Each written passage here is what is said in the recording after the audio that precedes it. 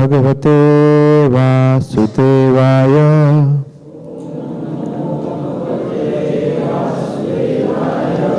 ओम नमो भगवते वासुदेवाय।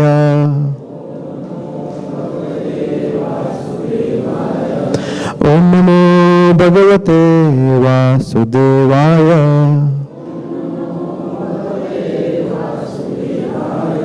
ओम ज्ञानतिमिरान्धस्य ज्ञानाञ्जनशलाकया चक्षुरुन्मीलितं येन तस्मै श्रीगुरुवे नमः। श्रीचैतन्यमनोभीष्टं स्थापितं येन भूतले स्वयं रूप कदा मह्यं ददाति स्वपदान्तिकम्। जय श्री कृष्ण चैतन्य प्रभु नित्यानंद श्री अद्वैत गदाधर श्रीवास आदि गौर भक्त वृंद। हरे कृष्णा कृष्णा कृष्णा हरे हरे।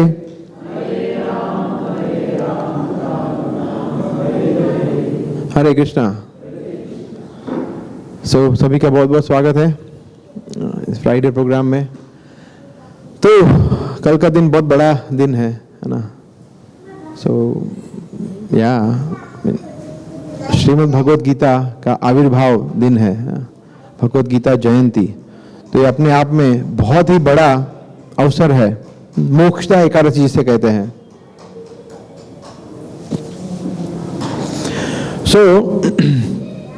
मोक्षदा एकादशी जिस दिन भगवान ने अर्जुन को उपदेश दिया श्रीमद् भगवद गीता का। हम लोग सोच रहे थे कि थोड़ा इसके विषय में चर्चा करेंगे, परंतु मुख्यतः हम लोग सोच रहे थे कि हम ये प्रयास करेंगे, हालांकि ये बहुत मुश्किल है कि पूरी भगवद गीता का 18 अध्याय का समरी 1-1.5 घंटे में, बट वी विल ट्राई, कुछ चीज़ों को टच करने का ट्राई करेंगे, है ना। जैसा हम सब जानते हैं, भगवद गीता एक ऐसा ग्रंथ है जिसमें ऐसा कोई प्रश्न नहीं है जिसका उत्तर नहीं है, है ना। आप कोई भी एक पेज रैंडमली खोल के पढ़ना शुरू करेंगे, तात्पर्य पढ़ेंगे या अनुवाद पढ़ेंगे, आप कहीं ना कहीं कनेक्ट कर पाएंगे अपने जीवन के जो भी समस्याएं चल रही है उससे। हमारे बिहार पे अर्जुन ने ऑलरेडी सब प्रश्न पूछ दिए है ना, हमें कोई अलग से सेपरेट प्रश्न पूछने की जरूरत नहीं है। This is the uniqueness of Bhagavad Gita. और हमें जब हम उसको पढ़ते हैं तो हमें इसको बहुत अच्छी तरह से पढ़ना चाहिए। जैसे एक होता है कि ऐसे गद्दे बिछा के बैठ गए, है ना, और नॉवल की तरह पढ़ रहे हैं, है ना। तो ये भी बुरा नहीं है, जो ना पढ़ रहे हैं उससे तो बेटर ही है ना। बट हमें एकदम कंसंट्रेशन से अच्छी तरह से, जैसे हम 10th या 12th में तो कैसे पढ़ते हैं, है ना। ओहो, एग्जाम देना है इसका, पेपर में पूछेंगे, तो हम उसको अंडरलाइन करते हैं, उसको हाईलाइट करते हैं, बहुत सारी चीजें। तो हमें भगवद गीता को इस तरह से पढ़ना चाहिए जिसमें से हम उसमें कुछ लिख भी सकते हैं। अभी मैं कल 2-3 दिन पहले किसी को, वो मुझे पूछ रहे थे जब गीता वितरण कर रहे थे, मैंने बोला नहीं, इसको आप इसमें आप लिख भी सकते हैं पेंसिल से, इसमें आप कुछ मार्क करना है, अंडरलाइन करना है, सब कुछ कर सकते हैं। ऐसा नहीं है कि उसको मतलब एकदम नीट एंड क्लीन रखना है, टच भी नहीं करना है उसको, नहीं, that is okay. Of course उसका ध्यान रखते हैं, बट उसमें उसको पढ़ना है। श्रीमद् भागवतम जैसे हम सब जानते हैं, उसमें कितने श्लोक हैं कौन बताएगा? भागवतम में 18,000 श्लोक है ना, और भगवद गीता में 700 श्लोक है ना। वो भगवद गीता पढ़ना बहुत आसान है उस तरह देखा जाए तो। भागवतम में 18,000 श्लोक है ना। तो अगर क्वांटिटी की मात्रा में देखने जाए तो थोड़ा डिफिकल्ट है, थोड़ा चैलेंजिंग है उसको पढ़ना, but Gita is very easy. काफी लोग ऐसा बोलते हैं कि हम वेद पढ़ेंगे, पुराण पढ़ेंगे, उपनिषद पढ़ेंगे, है ना। तो अगर सिर्फ पुराणों की, वेद की बात और संहिता की बात ना करें, उपनिषद की बात ना करें, सिर्फ पुराणों की बात करें, 18 पुराण का समरी करें ना, तो करीब करीब 4 लाख श्लोक है, सब मिला के 4 लाख श्लोक है। एक जीवन काल में हम शायद वो पढ़ भी ना पाए एक बार, एक जीवन काल में उसको उतारने की, उसके ऊपर जीवन, उसके मुताबिक जीवन जीने की तो बात ही अलग है, उसको हम शायद पढ़ भी ना पाए, ऐसा है ना। अगर फिर भी हमें लगता है कि 700 श्लोक बहुत ज्यादा है, गीता बहुत मोटी पुस्तक है, तो हमें सोचना चाहिए फिर, then it is very very small book Bhagavad Gita. तो भगवद गीता कम से कम 5 बार पढ़नी चाहिए, एटलीस्ट 5 टाइम्स, तब हम धीरे धीरे उसको समझ पाएंगे, उसको अपने जीवन में उतार पाएंगे। देखिए भगवान बहुत दयालु है। भगवान ने बताया कि ठीक है, अगर आपको इतना सब कुछ नहीं पढ़ना है, 4 लाख श्लोक या सबसे पुराण है वेदांत सूत्र है, फिर 4 वेद है, 108 उपनिषद है, संहिता है, फिर इतिहास है जिसमें महाभारत आता है, तो इतना सब कुछ नहीं पढ़ना है, तो भगवान गीता के 15वें अध्याय के 15वें श्लोक में कहते हैं वेदेश्च सर्वेर अहमेव वेद्य, कि सभी वेदों को पढ़ने के बाद जो आप जान पाएंगे वो क्या है, मैं हूं। अहम एव वेद्य, वेद्य का मतलब है ऑब्जेक्ट ऑफ नॉलेज, तो मैं हूं।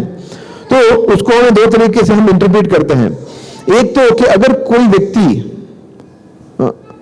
इतना सब कुछ पढ़ने के बाद अगर वो कृष्ण भक्ति या कृष्ण को जानने के स्टेज पर पहुंचा नहीं है, मान लीजिए वो पंडित बहुत बड़ा पंडित है, बनारस में उसने सालों साल 50 साल या 40 साल उसने अपने लगे हुए, संस्कृत में स्कॉलर है, सब एक के बाद एक उसको श्लोक कंठस्थ है, मगर वो भगवान कृष्ण की भक्ति के स्तर पर आता नहीं है, देन इट इज 0, यूजलेस है। और दूसरा हम इस तरह से भी देख सकते हैं कि अगर कोई व्यक्ति भगवान कृष्ण की भक्ति के स्तर पर आ जाता है तो इसे पढ़ने की जरूरत क्या है, इतना सब कुछ लंबा चौड़ा। तो दोनों तरीके से कृष्ण हमें यही बता रहे हैं ना, राइट। सो क्यों भगवद गीता इतनी यूनिक है, उसका रीजन ये है एक कि शायद एकमात्र ये ग्रंथ है जिसमें स्वयं भगवान बोल रहे हैं, अपने विषय में बता रहे हैं, है ना। जैसे अभी हमने इसमें वेदेश सर्वेर अहमेव वेद्य, कि सभी वेदों को जानने का जो हेतु है, ऑब्जेक्ट है, वो कृष्ण बोल रहे हैं मैं हूं। तो अगर हमें किसी व्यक्ति को अच्छी तरह से जानना हो तो what is the best way, कौन बताएगा? किसी व्यक्ति को अगर जानना हो सबसे बेस्ट तरीका क्या है? बहुत अच्छा, वो खुद बताए कि देखो मैं अमेरिका से हूं, या मैं मराठी हूं, या मुझे रसगुल्ला अच्छा लगता है, या फिर मैं यहां पे जॉब करता हूं, तो हम इजीली जान सकते हैं उसको, है ना। तो यहां पे भगवान स्वयं बता रहे हैं अपने विषय में, that is why Bhagavad Gita is very unique. इसमें ऐसा कोई ग्रंथ नहीं जिसमें स्वयं भगवान अपने विषय में, इसीलिए इसको कहते हैं भगवद गीता, भगवान स्वयं अपने विषय में बोल रहे हैं। भगवान बोलते हैं तो वो सॉन्ग गाते हैं, राइट। सो इट इज 8:30, तो हम लोग प्रयास करेंगे in 1 hour we will try to cover summary of all 18 chapters, है ना। तो मतलब हम लोग सोच रहे थे ये कि हम ऐसा कुछ करें कि जैसे जो भक्त पढ़ रहे हैं गीता, उनको भी अच्छी तरह से और पढ़ने की प्रेरणा मिले, और जिसने प्लास्टिक कवर खोला नहीं है अभी, वो प्लास्टिक कवर खोले, फिर वो देखे, इंडेक्स पढ़े, चैप्टर के नाम पढ़े, और फिर पढ़ने का प्रयास करें, है ना। So it gives inspiration to everyone. मैं एक भक्त को जानता हूं जो 40 साल से, कितने साल से, 40 years डेली ही रीडिंग भगवद गीता, डेली। आप उनको मिले भी हो, हिजगेश किशोरा किशोरी प्रभु, वो भक्त 40 साल से रोज गीता पढ़ते हैं, कुछ ना कुछ पढ़ेंगे, 1 पेज 2 पेज, आधा चैप्टर, 5 श्लोक, कुछ ना कुछ पढ़ेंगे रोज daily. So much in love with Bhagavad Gita. तो हमें भी ये प्रयास करना चाहिए। एनीवे, सो फर्स्ट चैप्टर का नाम क्या है, कोई जानता है?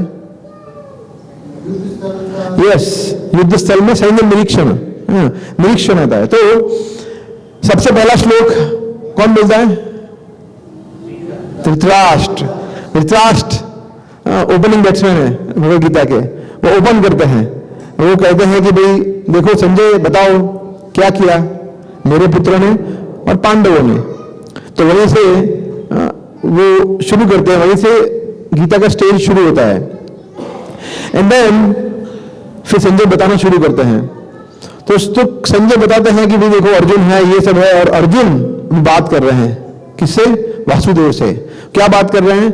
सेनयोर उभयोर मध्य रथम स्थापयेम अच्युत, कि दोनों सेनाओं के बीच में हे अच्युत, अच्युत कृष्ण को अच्युत कर रहे हैं ना, इनफॉलिबल, कि आपको कभी पतन नहीं होता, आप तो सभी किसी को पतन होने भी नहीं देते, तो आप मेरे रथ को दोनों सेनाओं के बीच में ले जाओ, ऐसा अर्जुन कहते हैं, क्योंकि मैं देखना चाहता हूं कि कौन कौन आए हैं अच्छी तरह से। हाँ, जैसे क्रिकेट में आता है तो क्रिकेट में भी लोग देखते हैं ना फील्डिंग कहाँ पे लगाई है, हाँ, ये सब।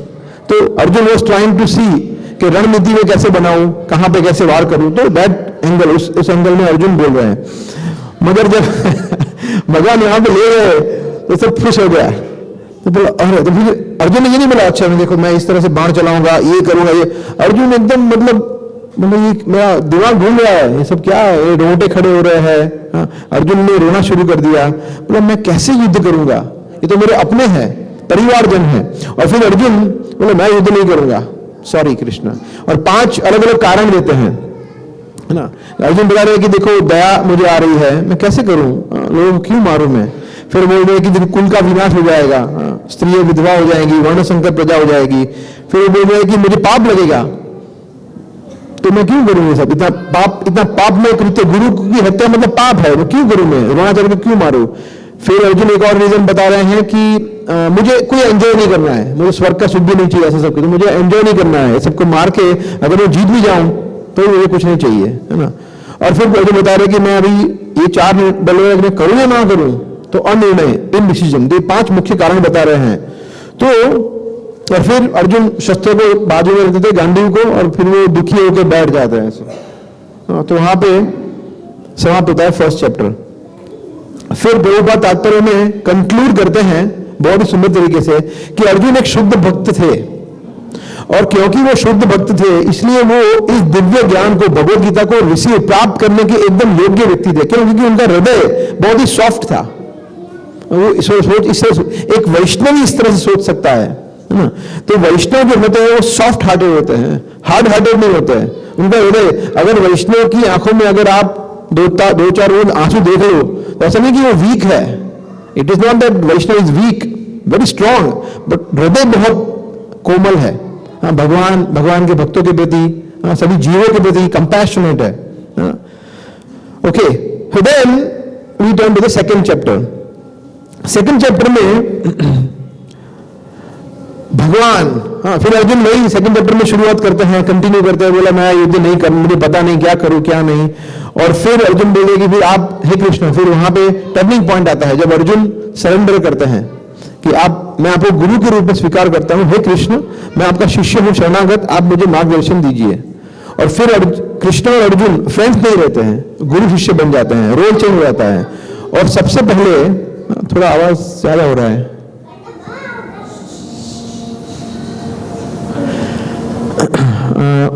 भगवान सबसे पहले श्लोक बोलते हैं, श्री भगवान उवाच for the first time in Bhagavad Gita. और भगवान क्या बोलते हैं, very right Arjun, you should not fight, ऐसा बोलते हैं। इतने सारे अच्छे रीजन दिए, गुड, वेरी गुड रीजनिंग, ऐसा बोलते हैं? नहीं, कुछ नहीं, सीधा डांट देते अर्जुन को, वो तो मूर्ख है एक नंबर का। ऐसा फर्स्ट श्लोक और मूर्ख बोल दिया। कृष्ण कहते हैं अशोच्यान अन्वशोचस्यन प्रज्ञावादांश भाषसे गतासून अगतासूंश्च नानु शोचंती पंडिता। कृष्ण कहते हैं जो पंडित होते हैं, जो बुद्धिशाली होते हैं, वो ऐसा नहीं बोलते, मतलब तुम पंडित नहीं हो, तुम मूर्ख हो, डायरेक्टली बोलते हैं। जैसे मैं बोलूं कि राजेश प्रभु आप आज मतलब ठीक से बात नहीं कर रहे, मतलब आप उटपटांग बातें कर रहे हैं, उसको अच्छी तरह से बोलने का ये ऐसा नहीं बोलना किसी को कि तुम मूर्ख है, तो बुरा लगेगा, मतलब तू यार ठीक से बात नहीं कर रहा है, मतलब वो मूर्ख है। भगवान डायरेक्टली ऐसा बोल दिया गुरु बनकर, है ना। फिर भगवान जो सिंथेसाइज नहीं कर रहे हैं अर्जुन के आर्ग्यूमेंट्स को, है ना, डायरेक्टली उसको उनको इंस्ट्रक्शन दे रहे हैं अभी। और कैसी इंस्ट्रक्शन दी? वर्ल्ड में कहीं न पाई जाने वाली शिक्षा है। सांख्य योग बताया, आत्मा का ज्ञान बताया। थर्ड सेशन हु एम आई, पूरा सेशन ले लिया। हालांकि हमने लिया वो सेशन, भगवान ने हमारे से नहीं लिया है, हमने भगवान से कॉपी पेस्ट किया है। तो भगवान ने फिर, संसार में ऐसी कोई पुस्तक नहीं है, कोई ग्रंथ नहीं जिसमें इतना कैंडिडली, इतना अच्छी तरह से आत्मा ज्ञान दिया गया हो। कोई भी धार्मिक ग्रंथ ले लीजिए, कोई भी लीजिए, one of the best books on knowing the science of soul, भगवान इस तरह से बता रहे हैं। और फिर भगवान पूरा बता रहे हैं आत्मा के विषय में, हम डिटेल में नहीं जाएंगे कि भाई आत्मा को कोई मार नहीं सकता, आत्मा हमेशा है, इंडिविजुअल है, बहुत सारी चीजें कृष्ण बता रहे हैं। फिर भगवान बता रहे हैं कि ठीक है, तो आत्मा के विषय में शायद ना मानो, तुम बोलोगे मैं आत्मा को नहीं मानता हूं, ठीक है, फिर भी तुम्हें युद्ध करना चाहिए। कृष्ण कहते अगर तुम नास्तिक हो जाओ, आत्मा को ना मानो, फिर भी तुम्हें युद्ध करना चाहिए, क्योंकि तुम्हारा ड्यूटी है, क्षत्रिय हो, है ना। जैसे कोई बोले बिजनेसमैन है, बोला कल से बिजनेस नहीं करूंगा, तो क्या करेंगे? या कोई जॉब है, कल से जॉब नहीं करूंगा, तो क्या करेंगे? या 12th का स्टूडेंट बोला एग्जाम नहीं दूंगा, तो क्या करेंगे? हमारा ड्यूटी है, करना ही है। या हाउस वाइफ बोलेंगे या माताएं बोलेंगे मैं खाना नहीं पकाऊंगा, तो कौन पकाएगा? Right, so it is duty, so you have to perform your duty. और फिर भगवान कर्म योग के विषय में थोड़ा बता रहे, ग्लिम्स, है ना। फिर भगवान बता रहे हैं ध्यान योग के बारे में, ज्ञान योग के बारे में, और फिर भक्ति योग के बारे में। तो इसीलिए भगवान हर एक योगा प्रणाली, योगा सिस्टम के बारे में थोड़ा बता रहा है। इसलिए इस चैप्टर का टाइटल क्या है? गीता सार, contents of Gita summarise, summary है ये, सब कुछ आपको मिलेगा थोड़ा, है ना। मतलब सबसे एक मुख्य पॉइंट जो भगवान बता रहे हैं, जो सेकंड चैप्टर का हाईलाइट है, एक ऑफ कोर्स है सांख्य योग, आत्मा ज्ञान, दूसरा है सेंस कंट्रोल, स्थितप्रज्ञ कैसे बने हम, है ना, कैसे हम अपने इंद्रियों को वश में करें। भगवान इसमें कछुए का उदाहरण देते हैं। कछुआ कैसे, हमने देखा ना, कछुआ जब चाहे वो अपने इंद्रियों खोल लेता है, जब चाहे सिकुड़ देता है, तो भगवान उदाहरण देते हैं, कुर्मो अंगान इव सर्वशः, ऐसा। और फिर भगवान बता रहे हैं कि अगर फिर नहीं करेंगे, लास्ट में बता रहे हैं, तो फिर क्या होगा? सर्वनाश हो जाएगा, है ना। बुद्धिनाशात प्रणश्यति, फिनिश्ड। भगवान पूरा सिस्टमेटिक में बता रहे हैं कि कैसे व्यक्ति का फॉल डाउन होता है, सोल का, आत्मा का पतन होता है, धीरे धीरे बता रहे हैं भगवान इस तरह से। सो राइट, 5 मिनट हुए फिर से, सो 10 minutes 2 chapters, let's see. So chapter 3 कर्म योगा, है ना। फिर चैप्टर 3 पे हम जाते हैं, तो वहां पे अर्जुन अभी भी कन्विंस नहीं है, अभी अर्जुन थोड़े दुविधा में है। तो बोले भगवान क्या करे कि हम कार्य करें, बुद्धि योग से कार्य ले, कि मतलब तपस्या करें, या हम कोई यज्ञ आदि करें, राइट, या फिर कैसे, या फिर ज्ञान पे अर्जित करें, what should we do exactly? तो भगवान बोले नहीं, युद्ध करो। कृष्ण बोले कर्म करो। और फिर भगवान कर्म के विषय में बता रहे हैं। हालांकि भगवान ने एक मतलब पूरे वर्ल्ड का सबसे फेमस श्लोक बोल दिया है सेकंड चैप्टर में, कर्मण्येव अधिकारस्ते, मगर फिर यहां पे उसको डिटेल बता रहे हैं। कर्म योग टाइटल ही कर्म योग है, कर्म योग कैसे करना है। तो जिसमें हम देखते हैं भगवान बता रहे हैं कि कर्म योग में मोस्ट इंपॉर्टेंट कर्म किसके लिए कर रहे हैं आप। तो भगवान बता रहे हैं, आई थिंक 12th श्लोक है शायद, एनीवे, या 9th श्लोक है, यज्ञार्थात, यज्ञ के लिए कर्म करो, यज्ञ पति के लिए कर्म, यज्ञार्थात कर्मणो अन्यत्र लोको अयम कर्म बंधन, कि अगर हम विष्णु के लिए, यज्ञपति मतलब विष्णु कृष्ण, उनके लिए कर्म कर रहे हैं तो हमें बंधन नहीं लगेगा, नहीं तो जबरदस्त कर्म से हम बन जाएंगे। तो कर्म योग के विषय में भगवान बहुत ही सुंदर तरीके से बता रहे हैं।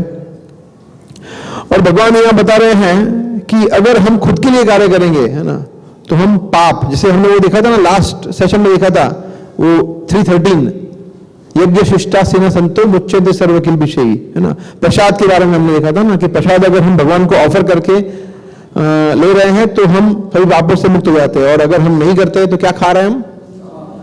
पाप खा रहे हैं। तो भगवान ये तीसरे अध्याय में 13वें श्लोक में भगवान बता रहे हैं। तो इस तरह से भगवान बता रहे हैं। और फिर भगवान बता रहे हैं,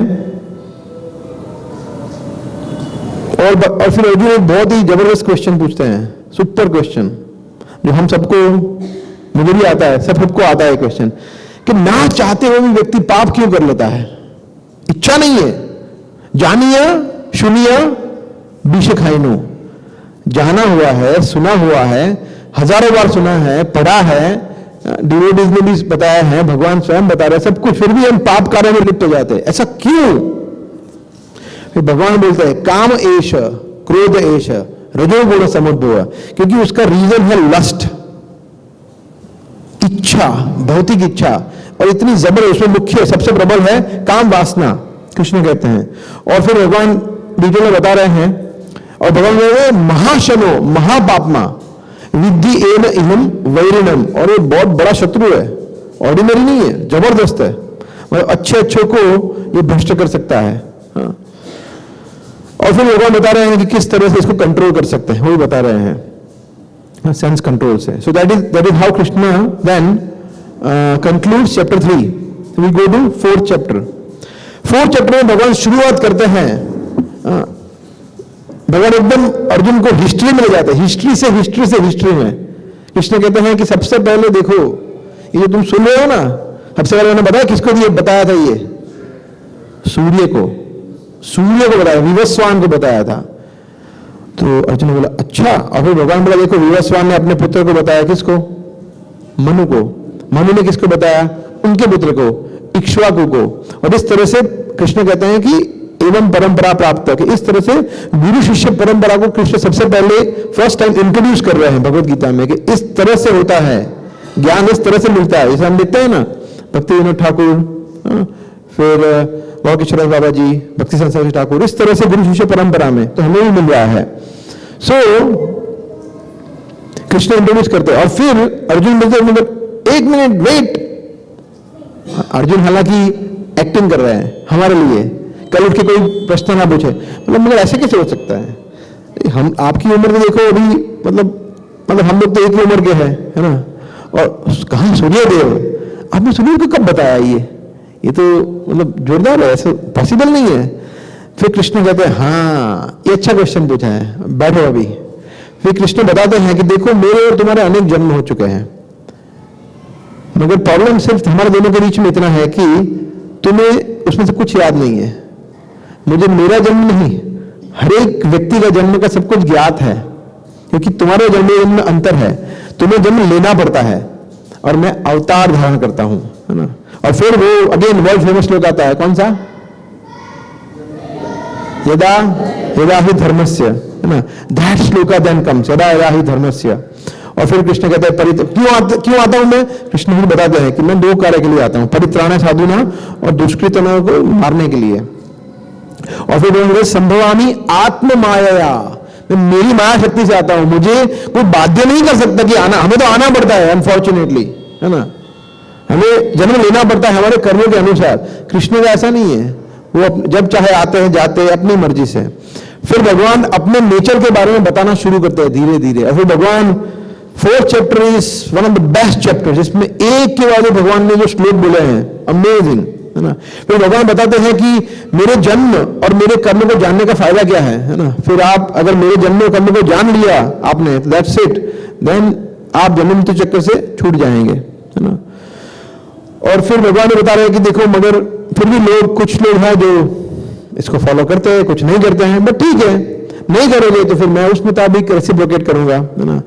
ये था मां प्रपद्यन्ते, जिस जिस भाव से आप मेरी शरण ग्रहण करेंगे उसी प्रकार से मैं रेसिप्रोकेट करूंगा। और फिर भगवान बता रहे हैं वर्णाश्रम के बारे में, ये बहुत सुंदर श्लोक है, आई थिंक 13 श्लोक है, इसमें कृष्ण कहते हैं चातुर्वर्ण्यं मया सृष्टम, 4 वर्ण और 4 आश्रम, है ना। 4 वर्ण कौन कौन से, ब्राह्मण क्षत्रिय वैश्य शूद्र, और आश्रम ब्रह्मचारी गृहस्थ वानप्रस्थ और संन्यास। तो कृष्ण कहते हैं 4 मैंने इंट्रोड्यूस किए हैं, मैंने बनाया है। और ये किसके आधार पर है, कर्म और गुण कर्म विभाग, जन्म के आधार पर नहीं है कि ब्राह्मण का बेटा जन्म। तो ये जो लोग, बहुत सारे लोग ये मिसकंसेप्शन में है ना कि ब्राह्मण का बेटा ब्राह्मण, है ना, इसका बेटा इसका, ऐसा नहीं होता है, गुण और कर्म होने चाहिए, है ना। सो इसके बारे में डिटेल में तात्पर्य में बता रहे हैं, बहुत सुंदर तात्पर्य हैं। और फिर भगवान बता रहे हैं धीरे धीरे ज्ञान पर ले जाते हैं, बहुत सारे एग्जाम्पल से भगवान बता रहे हैं, नदी का एग्जाम्पल दिया है, बहुत सारे हैं। और फिर देन कृष्ण से ज्ञान कैसे प्राप्त करना है उसकी विधि बता रहे हैं, ना। वो भी बहुत फेमस श्लोक है, 34 श्लोक जिसमें से बताया कि आपको एक गुरु की शरण करनी पड़ेगी, गुरु की शरण ग्रहण करनी पड़ेगी। और गुरु आपको 3 चीजें करनी पड़ेगी, प्रणिपात मतलब सरेंडर, उसको शरणागत होना पड़ेगा, विनम्रता से जाना पड़ेगा, चैलेंजिंग मूड में नहीं।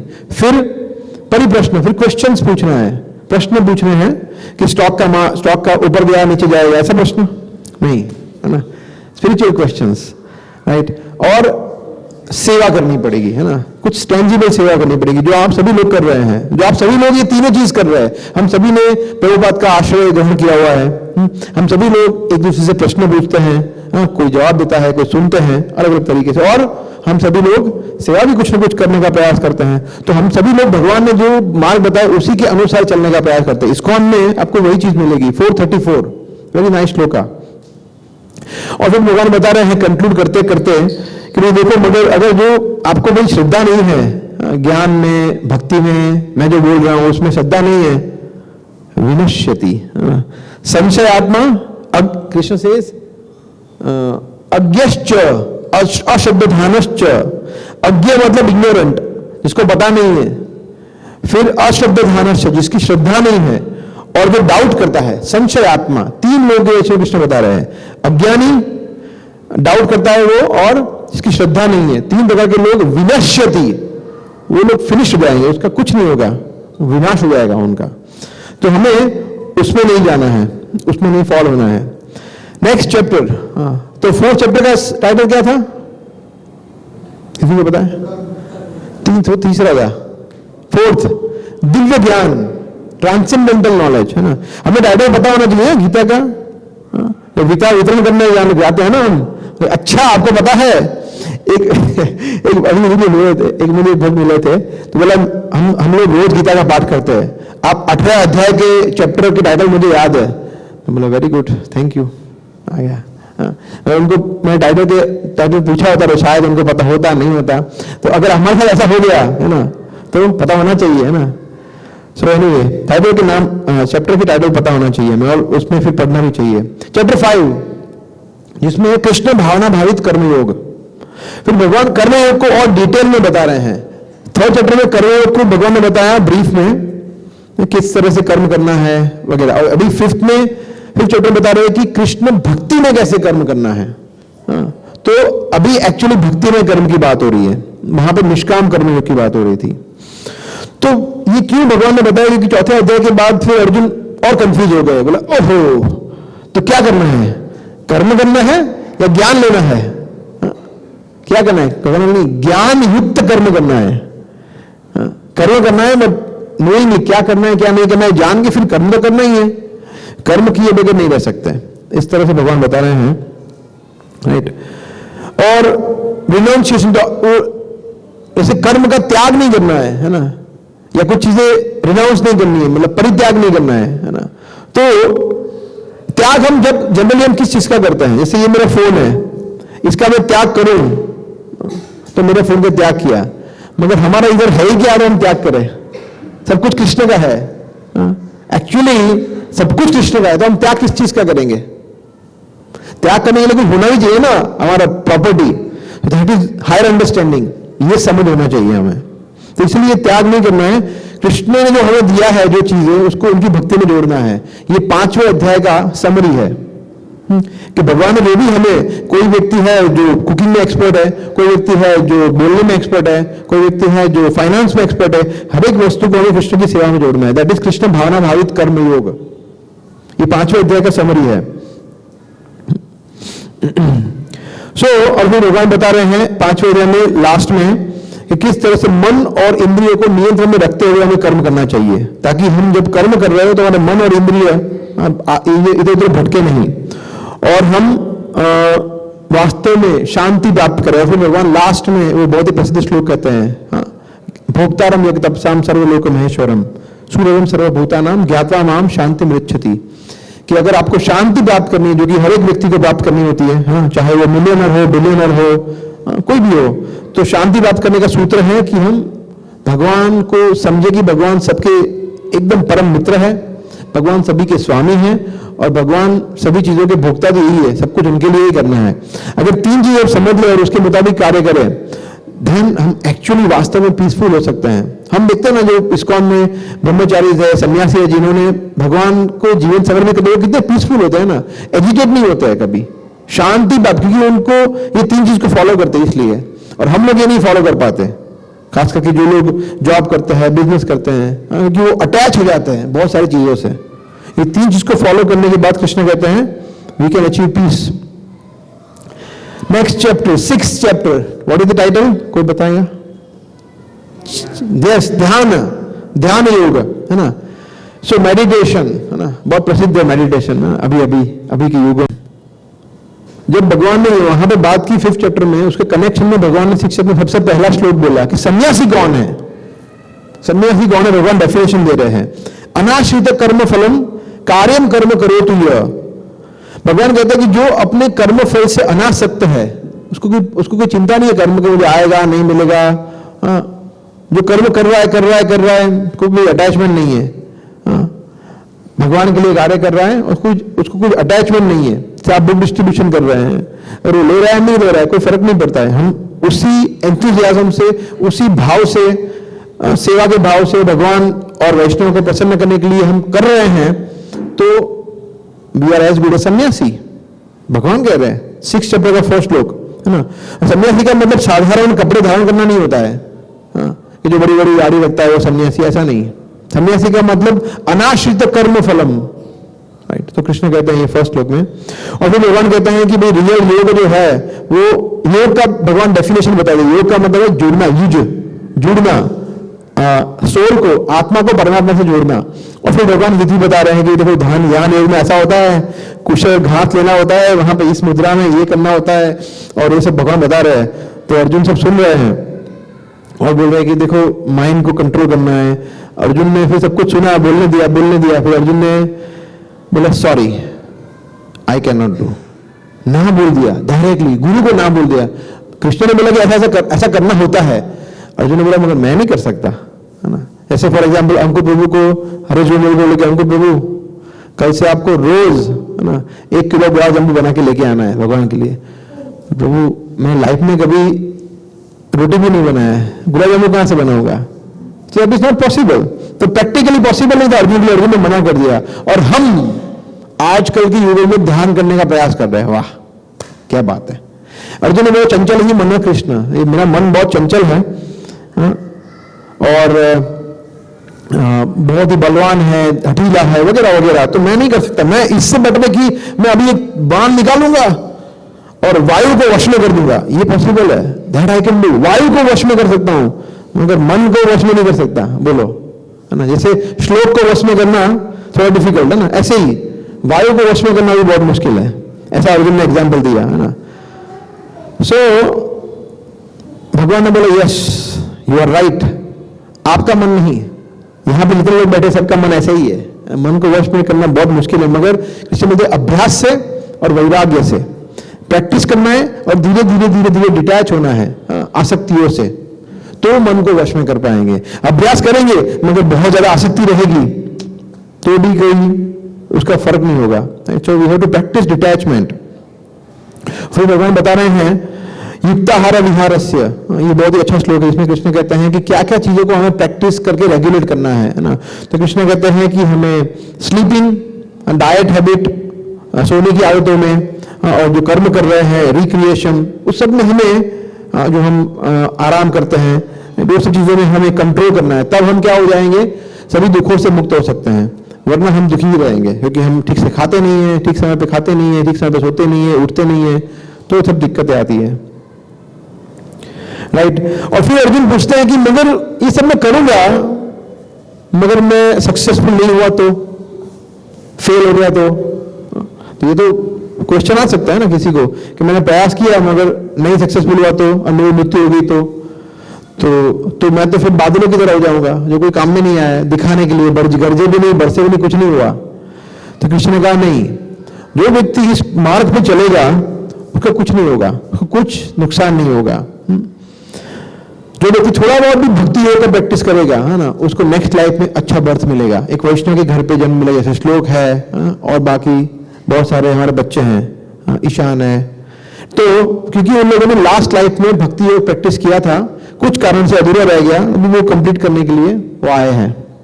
ऐसा तो भगवान ने उदाहरण दिया, शुचिनाम श्रीमताम गेहे योग भ्रष्टो अभिजायते। कृष्ण कहते हैं कि या तो वो धनी परिवार में, श्रीमताम शुचि मतलब एक अच्छे ब्राह्मण या वैष्णव परिवार में जन्म लेगा, है ना। योग भ्रष्ट, अगर वो योग भ्रष्ट हो गया, भक्ति योग से भ्रष्ट हो गया तो, बट इसलिए अगर आप तात्पर्य पढ़ेंगे तो बहुत बता रहे इसीलिए हमें इसमें पढ़ना ही नहीं है, नेक्स्ट लाइफ चाहिए ही नहीं, इस लाइफ में सब खत्म, बिजनेस खत्म करना है, कार्य भक्ति का कार्य इसी लाइफ में खत्म करना है।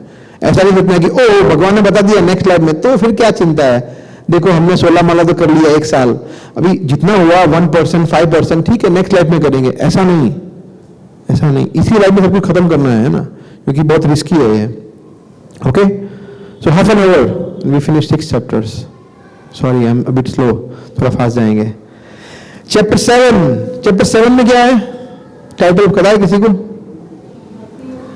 हाँ, चैप्टर 7 से भक्ति योग शुरू होता है अभी, ये बहुत अच्छा बताया। हाँ, चैप्टर 6 में बताना भूल गया मैं, लास्ट श्लोक में कृष्ण बता रहे हैं कि देखो मैंने जो भी बताया अभी, जो भी उसमें सबसे बेस्ट योग, अभी मैंने क्या क्या बताया, सांख्य योग, अष्टांग योग, ध्यान योग, ज्ञान योग, सब कुछ बता दिया मैंने, मगर सबसे बेस्ट योग जो है भक्ति योग।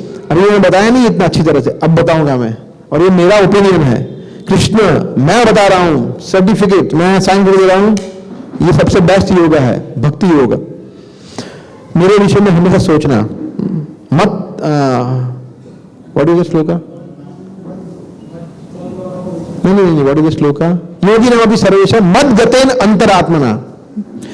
ओके, सो 7th चैप्टर है भगवान का ज्ञान, भगवत ज्ञान, कि भगवान अपने विषय में बता रहे हैं अभी, है ना। अभी हमने बताया ना कि कृष्ण स्वयं अपने विषय में बता रहे हैं, तो वो 7th चैप्टर में शुरू कर रहे हैं अपने विषय में बताना, और फिर 7th, 8th, 9th फिर बता रहे हैं, 10th, 11th, 15 में अपने विषय में बता रहे हैं, बहुत सारे चैप्टर में, मगर 7th चैप्टर में भगवान एक्चुअली शुरू कर रहे हैं अपने विषय में बताना। Very nice chapter 7th chapter. अगर आप एक एक श्लोक पढ़ेंगे ना, एक एक श्लोक पे आप घंटों तक कॉन्टेम्पलेट कर सकते हैं, सोच सकते हैं कि हफ्तों तक, एक्चुअली एक श्लोक पे आप एक एक हफ्ता सोच सकते हैं कि क्या बताया भगवान ने, क्या प्रभुपाद ने लिखा है। इतना रिच कंटेंट है 7th चैप्टर का। तो भगवान बता रहे हैं, शुरुआत कर रहे हैं कि किस तरह से भक्ति योग की आप शुरुआत कर सकते हैं। श्रुणु, सुन के भगवान कह रहे हैं ना, मयि आसक्त मना पार्थ योगम युंजु मदाश्रय असंशयम समग्र माम यथा ज्ञाससी तत् श्रुणु, सुनो, सुनना। तो भक्ति योग की शुरुआत कब होती है, जब हम सुनते हैं फर्स्ट। इसलिए भला माना कहते हैं श्रवणम कीर्तनम, कीर्तनम श्रवणम नहीं, श्रवणम कीर्तन। नवदा भक्ति में सबसे फर्स्ट आता है सुनना, राइट। सो फिर भगवान बता रहे हैं, और फिर 7th चैप्टर की तो क्या बात करें, सुपर चैप्टर। फिर भगवान अपनी शक्तियों के बारे में सबसे पहले बताते हैं, है ना। सबसे पहले भगवान क्या बता रहे हैं, एकदम ऑर्डिनरी चीज अपने विषय में, कि देखो भाई भगवान के लिए ऑर्डिनरी, हमारे लिए तो बहुत बड़ी बात है ना। भगवान बोले कि देखो ये पृथ्वी है ना, जल है, अग्नि, वायु, आकाश, ये सब मेरी शक्तियां है। और पृथ्वी में तो हम रहते हैं, पृथ्वी को हम देख, गूगल अर्थ में हम देखते हैं, बोला कितना बड़ा है। वो भगवान, समुद्र वो भगवान की शक्ति है, सिर्फ भगवान का पसीना है समुद्र। सो भगवान बोलते ये मेरी शक्ति है, मगर ये इंफीरियर शक्ति है, ये अपरा शक्ति है, ये तो निम्न शक्ति है, इससे भी ऊपर की शक्ति है, वो आप लोग हो, पराशक्ति। वो क्या है, अपरेयस्तुम इदम भिन्नम, अपरेयस्तु। Anyway shloka says, Krishna says कि जीव भूतो महाबाहो, जीव जो है वो मेरी शक्ति है। फर्स्ट टाइम यहां कृष्ण बता रहे हैं कि जो भी जीव है वो मेरी शक्ति है, मेरे अंश है। तो हम लोग भगवान की शक्ति है, हायर एनर्जी, इस तरह से। और फिर भगवान फिर बता रहे अपने विषय में एग्जाम्पल ये छोटा, कि देखो भाई मैं तो सबसे श्रेष्ठ हूं, मत्तः परतरम नान्यत। 7वें श्लोक में कृष्ण कहते हैं कि मेरे से ऊपर कोई नहीं है, मैं सबसे श्रेष्ठ हूं। और जैसे हम एग्जाम्पल लेते हैं भगवान इस माला का, या कोई भी माला, या यहाँ ये माला है, उसमें धागा होता है ना, कृष्ण कहते हैं वो माला का धागा जो है वो मैं हूं। सूत्रे मणिगणा इव, क्योंकि अगर धागा निकल जाए तो कुछ नहीं होगा। तो सब कुछ मेरे पे आश्रित है, चाहे वो देवी देवता हो, या फिर वो बड़े बड़े ऋषि मुनि हो, कुछ भी हो, या बड़े बड़े ग्रह मंडल हो, नक्षत्र हो, आप लोग हो, सब कुछ मैं नहीं होऊंगा तो कुछ नहीं होगा। कृष्ण इस तरह से बता रहे हैं। और भगवान टेंजिबल चीजें बता रहे हैं ना, बहुत सारी चीजें टेंजिबल होती है। कृष्ण कहते हैं रसो हम अपसु कौन्तेय, बहुत सारे श्लोकों में भगवान बता रहे हैं कि मैं पानी का स्वाद हूँ, पृथ्वी की आदि सुगंध हूँ, बलवान का मैं बल हूँ, तेजस्वियों का तेज हूँ, बुद्धियों की बुद्धि हूँ। हाँ, फिर इस तरह से भगवान बहुत सारी चीजें बता रहे हैं 7th, 8th, 9th, 10th, 11th, इस तरह से 4-5 श्लोकों में। और फिर भगवान बता रहे हैं कि जो दुर्गा देवी है वो मेरी शक्ति है। देवी ही ऐसा गुण नहीं मम माया दुरत्या। 14वें श्लोक में कृष्ण कहते हैं कि ये जो माया है जिससे हम डरते हैं, माया में पड़ गए हैं, माया से हमें बचना चाहिए वगैरह वगैरह, कृष्ण कहते हैं मेरी शक्ति है, very faithful servant of mine. तो मगर वो दुरत्या है, दुरत्या मतलब बहुत बहुत बहुत उसको पार करना मतलब बहुत कठिन है। और हम देखते ही है ना, हम स्ट्रगल कर रहे हैं अभी भी, है ना, भगवान की भक्ति में लगते हैं, फिर चले जाते हैं, ग्राफ ऊपर जाता है, नीचे होता है, नीचे होता है और नीचे हो जाता है। क्यों? क्योंकि माया इतनी प्रबल है। मगर कृष्ण कहते हैं, सॉल्यूशन भी बता रहे हैं कि मामे में ये प्रपद्यन्ते, अगर मेरी शरण में कोई व्यक्ति आता है तो फिर बहुत ईजी है। मायाम एताम तरन्ति, तो माया को तर जाता है बहुत तुरंत। तो ये कृष्ण कहते हैं 14वें श्लोक में सीक्रेट बताते हैं कि अगर आपको माया से मुक्त होना है तो और कोई चीज काम में नहीं आएगी, सिर्फ कृष्ण के चरण कमल एक ही चीज है, दूसरा कोई है ही नहीं कुछ। There is no second option, only one option.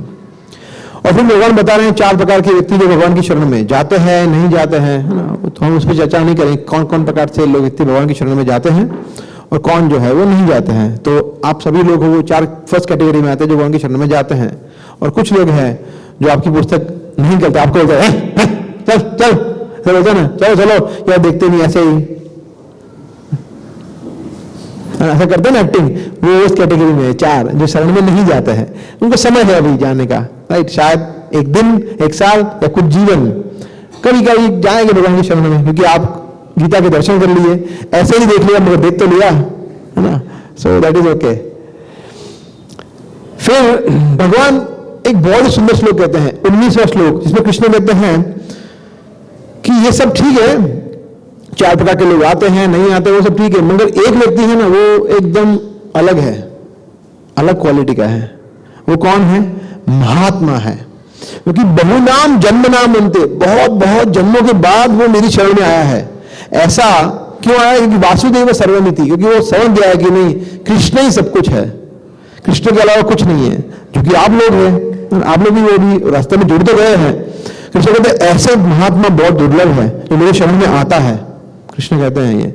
तो हमें इससे समझना चाहिए कृष्ण भक्ति कितनी रेयर है, कितनी रेयर है, ये दुर्लभ है, सुदुर्लभ है। कृष्ण कहते हैं सुदुर्लभ, दुर्लभ नहीं है, दुर्लभ से भी दुर्लभ है। तो इसको हमें छोड़ना नहीं चाहिए कभी भी। हमारी लाइफ में कुछ भी हो जाए, इस्कॉन को नहीं छोड़ना है, कुछ भी हो जाए, प्रभुपाद को नहीं छोड़ना है, कुछ भी हो जाए, हमारे मेंटर जिनसे हमें शिक्षा मिली है उसको नहीं छोड़ना चाहिए। ये कृष्ण बता रहे हैं 7वें अध्याय में, 4थे श्लोक में बताते हैं, दोनों श्लोक में भगवान रिपीट करते हैं ये। और फिर भगवान, ये बहुत ही इंटरेस्टिंग कन्वर्सेशन है जो हम पे ज्यादा लागू पड़ता है, देवताओं के बारे में, है ना। हमने क्वेश्चन लिया था डेमीगॉड्स पे, सब कुछ यहां से आ रहा था। 20, 21, 23, 24, 20, 21, 22, 23 4 श्लोक भगवान ने देवताओं के विषय में बताया। अगर वो 4 श्लोक आपने पढ़ लिया 722 723, आप लाइफ में कभी देवताओं की उपासना नहीं करेंगे, पूजा नहीं करेंगे, भक्ति नहीं करेंगे, उनको सिर्फ आप आदर देंगे, सम्मान देंगे, उनको भगवान कृष्ण के एक फेथफुल सर्वेंट की तरह आप सम्मान देंगे, मगर देवताओं को भगवान समझने की भूल नहीं करेंगे। 4 श्लोक, सो नाइसली पुट, है ना। और फिर भगवान लास्ट में बता रहे हैं कि हाँ, मगर फिर भी जो देवताओं की उपासना करते हैं वो कम बुद्धि वाले हैं, क्योंकि उनको क्षणिक चीजों में इंटरेस्ट है। ऐसा जिससे लोग ब्रह्मा जी की तो उपासना करते थे ना, हिरण्यकशिपु और ये वो, क्योंकि उनको टेम्पररी चीजें चाहिए थी, ऐसा। और फिर भगवान बता रहे हैं उससे भी हाई कैटेगरी का एक होता है मूर्ख। तो ये होता है कम बुद्धि वाला है, राइट। कम बुद्धि वाले से हायर कैटेगरी का मूर्ख कौन हो गया? इसमें बुद्धि ही नहीं है ना। तो यहां भगवान ने यूज किया है शब्द अल्प मेधसाम। मेध, मेध का मतलब क्या है? बुद्धि, है ना। और वहां बोला है भगवान ने अव्यक्तम अबुद्धयः, अव्यक्तम व्यक्ति मापनम मन्यन्ते माम अबुद्धयः, बुद्धिहीन। कौन? जो मैं जानता है, जो ऐसा मानता है कि मैं निराकार हूं, वो तो एकदम बेवकूफ है, उसको बिल्कुल नहीं पता है, एकदम फुलिश। जो समझता है कि मेरा आकार ही नहीं है, मैं ज्योति हूं, मैं शून्य हूं, भगवान या शक्ति या कुछ ये है, वो तो एकदम फूल नंबर 1 है। हालांकि देवता वाले थोड़े कम बुद्धि वाले, थोड़ी बुद्धि है उनमें, क्योंकि वो साकार स्वरूप की पूजा करते हैं, ये तो निराकार की पूजा करते हैं, वो तो एकदम बुद्धिहीन है। क्लियरली बोला है भगवान ने। तो आपको अगर कोई व्यक्ति बोले कि भगवान का आकार नहीं, तो बोलना हाँ, उसको ऐसा बोल सकते हैं, आपकी इच्छा, आपका कैसे ट्यूनिंग है उसके ऊपर है, मुंह पे नहीं बोल रहे हैं, कहते तो कम बुद्धि वाला है, मगर आपको समझ जाना है कृष्ण ने बोला अबुद्धयः, 7:28 में कृष्ण कहते हैं, राइट। और फिर भगवान बता रहे हैं लास्ट में कंक्लूड करते टाइम कि मगर जो व्यक्ति मेरी भक्ति में जुड़ता है, वो व्यक्ति के सभी पाप नष्ट हो गए हैं, उसकी सभी पुण्य का उदय हो गया है, तब वो मेरी भक्ति में जुड़ता है। ऐसा तो आप सभी लोग के पाप नष्ट हो गए हैं और पुण्य का उदय होगा, इसीलिए आप यहां पे बैठे हैं, ये कृष्ण कहते हैं। Wow, so that way we understand. ठीक है, फिर नेक्स्ट चैप्टर में भगवान कहते हैं भगवत ज्ञान हो गया ना, अब नेक्स्ट क्या आता है? भगवत प्राप्ति, अटेनिंग द सुप्रीम, कैसे भगवान को प्राप्त करें, जो कि मनुष्य जीवन का गोल है ना, कि भगवान के धाम जाना, वैकुंठ लोक जाना, वृंदावन, गोलोक वृंदावन जाना, इस तरह से। तो ये अध्याय में बहुत ही सुंदर श्लोक कृष्ण कहते हैं, 5 और 6 श्लोक बहुत ही फेमस है। अंतकाले च मामेव स्मरण मुक्त्वा कलेवरम, कि भगवान एक सिद्धांत बता रहे हैं यहाँ पर, प्रिंसिपल को समझते हैं आप, सिद्धांत है ना, कि जैसे गैस को चालू करेंगे, लाइटर करेंगे तो क्या होगा? फायर होगी, अग्नि होगी। तो सिद्धांत प्रिंसिपल है, सब समझते हैं। ऐसा सिद्धांत कृष्ण बता रहा है जो कभी फेल नहीं होता है, अगर गैस है तो लाइट होगी ही होगी, ऐसा। तो सिद्धांत कृष्ण क्या कहते हैं कि जो व्यक्ति अंत समय में मेरा स्मरण करते हुए शरीर को छोड़ता है, वो 100% मेरे पास आता है। सिद्धांत बोल दिया भगवान ने, उसमें कोई दो राय नहीं है। तो मेरे भगवान के पास जाने का एक ही रास्ता है, जब मृत्यु हो तो कृष्ण का स्मरण हो जाए, बस। There is no other way, no other way. सिद्धांत बता रहा है भगवान यहाँ पे। और फिर ये फर्स्ट प्रिंसिपल हो गया, फिर सेकंड प्रिंसिपल बता रहे हैं, दूसरा सिद्धांत। हाँ, कृष्ण याद नहीं है, कुछ और याद आ गया, बाहुबली 3 याद आ गया, तो बाहुबली 3 आया नहीं है, नहीं आया, ठीक है, बाहुबली 3 याद आ गया, तो फिर बोलो ठीक है, बाहुबली 3 में स्पॉट बॉय बनोगे, चाय दोगे, चाय चाय चाय, कुछ नहीं, आई मीन। तो यम यम वापिस स्मरण लोगे, जिस भाव से आप शरीर ग्रहण छोड़ोगे, उस भाव से आप प्राप्त करोगे, सिंपल सिंपल।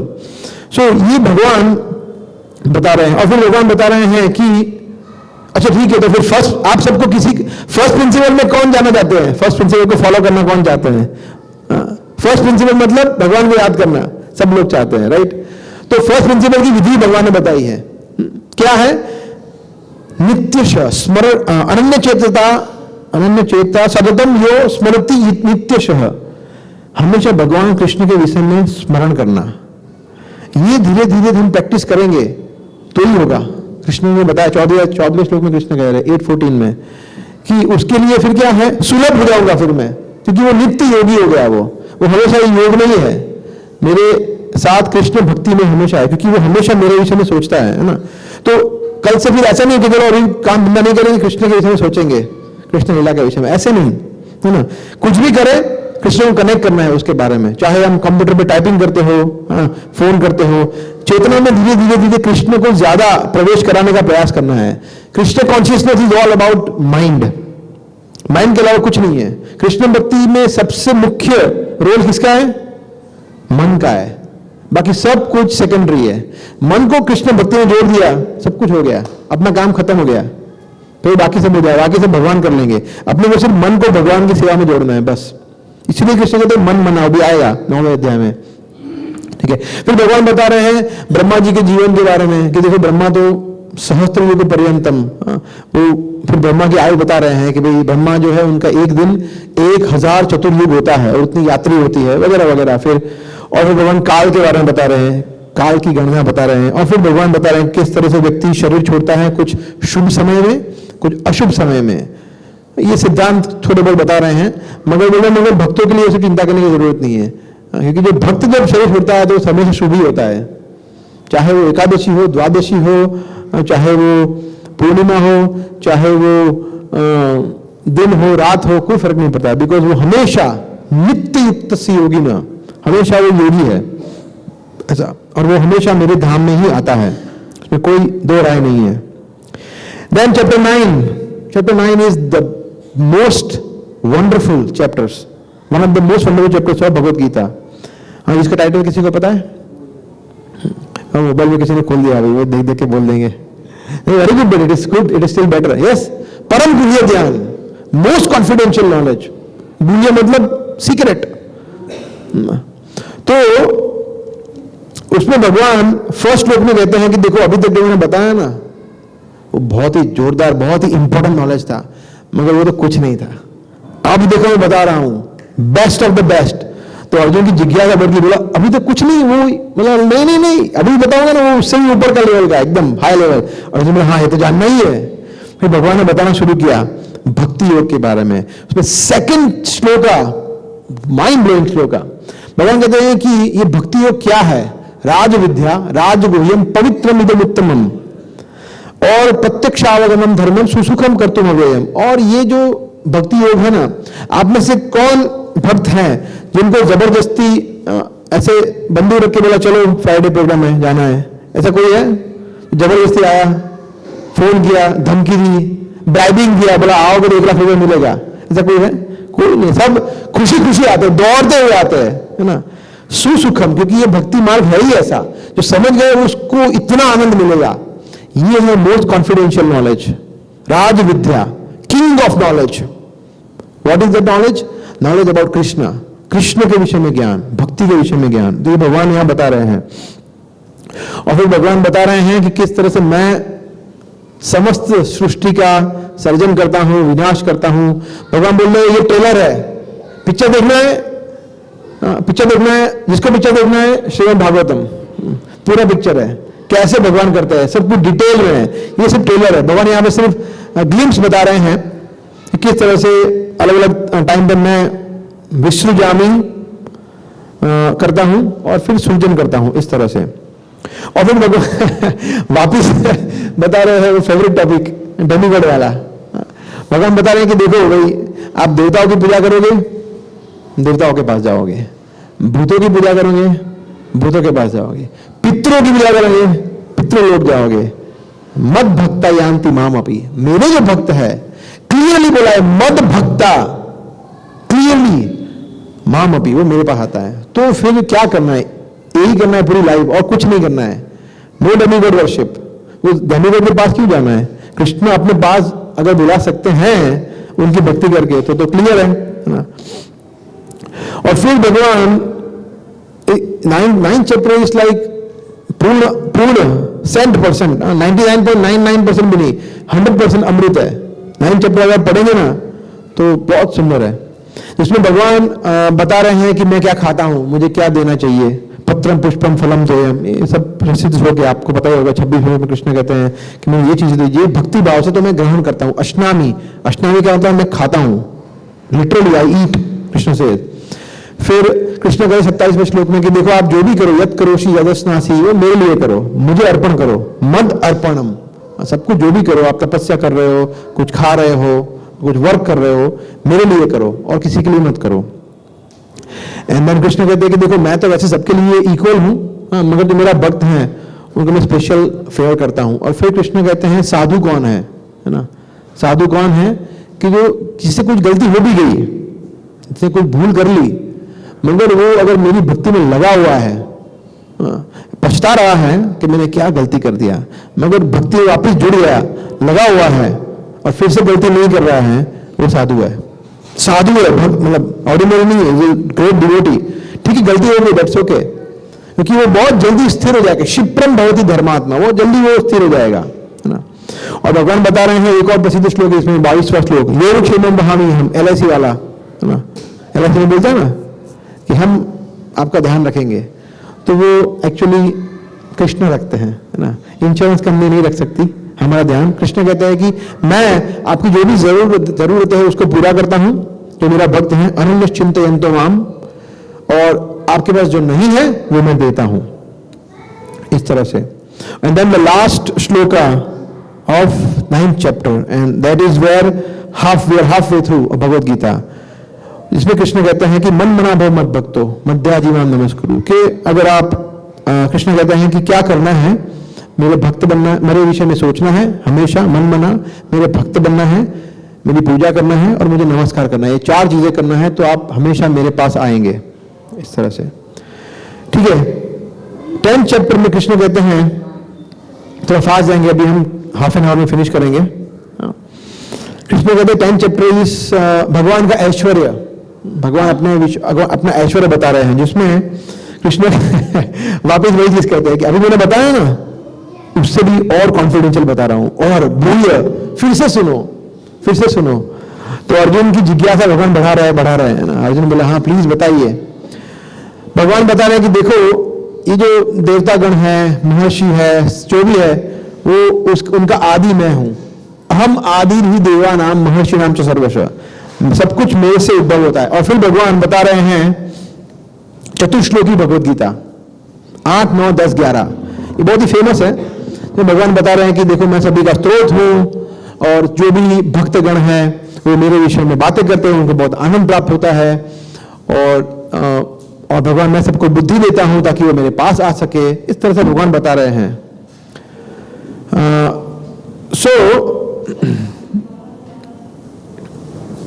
गीता खत्म की, 12वें अध्याय में अर्जुन कन्विंस हो गए। अर्जुन ने बताया कि परम ब्रह्म परम धाम पवित्रम परमम भगवान, के हे प्रभु आप परम ब्रह्म और भगवान को ग्लोरीफाई करते हैं अर्जुन, और तुरंत समझ जाते हैं कि नहीं आपसे बढ़कर कुछ नहीं है इस तरह से। मगर वो फिर अर्जुन बोलते हैं कि आप अपने ऐश्वर्य के विषय में और बताइए, मुझे और जानना है। तो भगवान डिटेल में बताते हैं कि भी देखो अहम आत्मा गुड़ाकेश, कि मैं सभी के विषय में, सभी के हृदय में रहने वाली मैं आत्मा हूँ, और मैं पर्वतों में मैं हिमालय हूँ, जलाशयों में सागर हूँ, पांडवों में अर्जुन हूँ, इस तरह से भगवान दैत्यों में प्रहलाद हूँ, इस तरह से मनुष्यों में शक्ति हूँ। इस तरह से भगवान अलग तरीके से बता रहे हैं कि सबसे बेस्ट जो है वो मैं हूँ।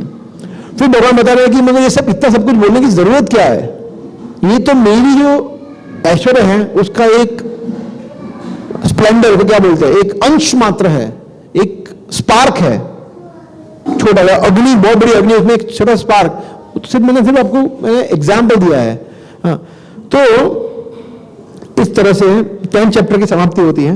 11 चैप्टर में फिर अर्जुन बोलते हैं कि मैं आपका वो रूप देखना चाहता हूं जिस रूप से आप व्याप्त होते हैं, विराट रूप, यूनिवर्सल फॉर्म। तो ये फर्स्ट टाइम ब्लॉकबस्टर मूवी आ रही है, अभी तक लॉन्च नहीं हुई थी, नो ट्रेलर, डायरेक्ट सीधा ब्लॉकबस्टर मूवी। भगवान बता रहे हैं अपना यूनिवर्सल फॉर्म, विराट फॉर्म, जो अभी तक भगवान बता रहे हैं कि ये जो फॉर्म मैं दिखाने जा रहा हूं अभी तक किसी ने नहीं देखा हूं, first time you are seeing this. कुछ लोग कहते हैं दुर्योधन ने देखा था, यशोदा माता ने, मगर ये फॉर्म नहीं देखा था, वो अलग फॉर्म था, है ना। और फिर जब भगवान दिव्य दृष्टि देते हैं कि तुम इस चक्षु से नहीं देख पाओगे, मैं तुम्हें ददातिम चक्षुम, तो मैं दिव्य चक्षु भगवान देते हैं। इस तरह से फिर अर्जुन जब देखते हैं तो अर्जुन भयभीत हो जाते हैं कि ये क्या है, मैंने क्या बोला और ये क्या है। अर्जुन देखते हैं, सब कुछ देखते हैं, देवतागण देखते हैं, पूरा सृष्टि देखते हैं, हजारों हाथ, हजारों मुख, हजारों भगवान के पैर है, और मतलब इट वॉज फेरोशियस फॉर्म, और भयानक था। और वो देख रहे हैं कि सभी जो कौरव सेना के जो सैनिक है वो अंदर जा रहे हैं, महारथी अंदर जा रहे हैं, और मृत्यु उनकी हो रही है, और इट वॉज वेरी घास्टली सीन। तो अर्जुन भयभीत हो जाते हैं। अर्जुन बोलते हैं कि नहीं, दैट्स ओके, मैंने देख लिया, मगर मुझे तो फिर आपका अभी वो द्विभुज श्याम सुंदर रूप जो है वही देखना है, ये नहीं देखना है, वापिस आप वही रूप में आ जाए। तो भगवान ने सबसे पहले अपना चतुर्भुज रूप दिखाया, विदाउट इवन अर्जुन आस्किंग। पहले नारायण स्वरूप में आए, फिर ओरिजिनल स्वरूप में आए, है ना। तो Narayan is not the original स्वरूप, Vishnu is coming from Krishna, द्विभुज श्याम सुंदर इज द ओरिजिनल स्वरूप। और इसलिए फिर प्रभुपाद तात्पर्य में बताते हैं कि जो भक्त होते हैं उनको ये विराट रूप में कोई इंटरेस्ट नहीं होता है, बिकॉज विराट रूप इज टेम्पररी, है ना। द्विभुज श्याम सुंदर जिससे आप डील कर पाते हैं, उनसे आप प्रेम कर पाते हैं, उनसे आप एक्सचेंज कर पाते हैं, बातें कर पाते हैं, उनको भोग लगा सकते हैं। विराट रूप को भोग लगाएंगे, कितने मुंह है, कितने मुंह से कितने खाएंगे, वो कहां भोग लगाएंगे। So it's not possible. So फिर दो बार इस तरह से बता रहे हैं कि भक्त जो हमेशा भगवान के सुंदर श्याम सुंदर रूप से आकर्षित रहता है। And then 12th chapter is what is the name, Bhakti Yoga, है ना। तो भक्ति योग में फिर अर्जुन पूछते हैं कि ज्यादा श्रेष्ठ क्या है, आपके निराकार स्वरूप की पूजा करना या साकार स्वरूप की पूजा करना। तो कृष्ण क्लियरली बता रहे हैं कि साकार स्वरूप की पूजा करना वो श्रेष्ठ है, क्लियरली। एक और जगह बताया है ना, तो जो भगवान बोलते हैं कि भी गीता में निराकार बताया है, राज योग है न, ये न ज्योति न, मोती न, ऐसा कुछ होता नहीं है, क्लियरली कृष्ण ने बोला है। और ऐसे कई सारे श्लोक है इसके अलावा भी, ये तो हम 2-3 श्लोक की चर्चा कर रहे हैं। तो इसमें भगवान तुरंत खंडन करते हैं, निराकार ब्रह्म की उपासना खंडन करते हैं। और फिर भगवान ग्लोरीफाई करते हैं भक्ति योग को, कि भक्ति योग क्यों श्रेष्ठ है और कैसा भक्त मुझे प्रिय है। तो उसमें कुछ क्वालिटी है, मैं जिसमें हमें कुछ क्वालिटी हम यहाँ पे पढ़ूंगा। प्योर, जो शुद्ध है, जिसका चरित्र अच्छा है। एक्सपर्ट, जो हर एक चीज को एक्सपर्टली करता है, किसमें? कृष्ण भक्ति में। टॉलरेंट, जो सहनशील है। त्रिणादपि सुनिचेन तरुणपि सहिष्णुना, जो ऐसा है। सेल्फ कंट्रोल, आत्म नियंत्रण रखता है वो, कितना भी विचलित करने वाली सिचुएशन हो वो अपने मन को, इंद्रियों को वश में कर सकता है। इक्विपॉइज्ड है, किसी को इसको मान दे अपमान दे, सुख दुख सब में स्थित प्रज्ञ है। ईर्ष्या नहीं करता किसी की। फिर जो अहंकार, मिथ्या अहंकार से मुक्त है कि मैं पीएचडी हूं, मैं अकाउंटेंट हूं, मैं इंजीनियर हूं, मैं अमेरिकन हूं, मैं गुड लुकिंग हूं, मैं ये हूं ना, सभी से मुक्त है। और सभी के प्रति मैत्रीपूर्ण संबंध रखता है। और मित्र और शत्रु के प्रति वो एक समान है। ओहो, ये कैसे हो सकता है? तो भगवान को ऐसा भक्त बहुत प्रिय है, तो ऐसे बनने का प्रयास करना चाहिए हमें। तो ये 12th चैप्टर में बहुत सारे क्वालिटी भगवान ने बताई, आप पढ़ सकते हैं बाद में। 13th चैप्टर कृष्ण कहते हैं प्रकृति, पुरुष और चेतना। ये बहुत टेक्निकल चैप्टर है, इसमें बहुत सारी चीजें टेक्निकल है, जिसमें समझने योग्य है। जिसमें अर्जुन प्रश्न पूछते हैं प्रकृति के विषय में, फिर भोक्ता के विषय में, फिर क्षेत्र के विषय में, क्षेत्र ज्ञान और ज्ञेय, 6 वस्तु पूछते हैं अर्जुन क्या है। फिर भगवान बताते हैं कि जो क्षेत्र है वो शरीर है। शरीर क्या कहते हैं? क्षेत्र। क्षेत्रज्ञ मतलब 2 है क्षेत्रज्ञ, एक है शरीर में रहने वाला आत्मा और दूसरे कौन है? परमात्मा, जो भी क्षेत्रज्ञ है। तो हम सिर्फ इस शरीर को जानते हैं, मगर वो क्षेत्रज्ञ जो है वो सबको जानते हैं। हिरेन प्रभु के मन में क्या चल रहा है मुझे नहीं पता है, भगवान को पता है, तो वो सब कुछ जानते हैं। ऐसा। फिर ज्ञान, ज्ञान क्या है? तो ज्ञान ये जानना, शरीर के विषय में, आत्मा के विषय में जानना, उसको ज्ञान है। और ज्ञान के योग्य वस्तु ज्ञेय क्या है? ज्ञेय क्या है? ज्ञेय मतलब परमात्मा को जानना। ऑब्जेक्ट ऑफ नॉलेज कौन है? कृष्ण, एक ही है, दूसरा ऑब्जेक्ट ही नहीं है कोई। फिजिक्स, केमिस्ट्री, बायोलॉजी, वो सब कोई ऑब्जेक्ट नहीं है नॉलेज। ज्ञान की सिर्फ एक ही वस्तु है, भगवान। अगर भगवान को जान लिया दैट्स इनफ, सब कुछ उसमें आ जाता है। ऐसा। फिर भगवान प्रकृति क्या है? तो प्रकृति के विषय में बता रहे हैं, भौतिक प्रकृति। और पुरुष, पुरुष 2 होते हैं, एक हम हैं जो थोड़ा बहुत छोटा मोटा एंजॉय करते हैं, और एक सुप्रीम पुरुष है कृष्ण भगवान। इस तरह से। और फिर भगवान बता रहे हैं कि एक व्यक्ति को किस तरह से हर एक व्यक्ति में सोल को देखना चाहिए, चाहे वो कोई भी हो, कोई भी योनि में हो, उसमें आत्मा को देखना चाहिए, उसमें परमात्मा हो। हम जब किसी को प्रणाम करते हैं हरे कृष्णा बोल के, तो हम किसको प्रणाम कर रहे हैं? उस व्यक्ति को प्रणाम कर रहे हैं, दैट इज ओके। हम उस व्यक्ति के अंदर जो परमात्मा है उसको प्रणाम कर रहे हैं, दैट इज हायर अंडरस्टैंडिंग, है ना। Then 14th chapter is 3 modes of material nature, प्रकृति के 3 गुण, जो पूरा कर्म का फिलोसफी समझाते हैं। सत्वगुण, रजोगुण, तमोगुण भगवान इंट्रोड्यूस कर रहे हैं फर्स्ट टाइम, सत्वगुण, रजोगुण, तमोगुण, तीनों गुणों को।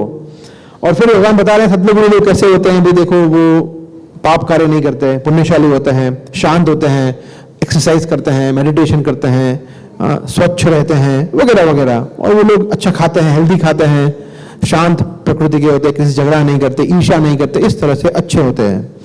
रजोगुणी होते हैं, बहुत पैशनेट होते हैं, वर्काहॉलिक, मीटिंग पे मीटिंग, ये करना है, अचीव करो, कर लो दुनिया को मुट्ठी में, ये करो, वो करो, सब कुछ, बिलियनर, ट्रिलियनर, यूरोप टूर करना है, वर्ल्ड टूर करना है, ये करना है, घूमना फिरना है, मजे करना है, खाओ पियो मौज करो।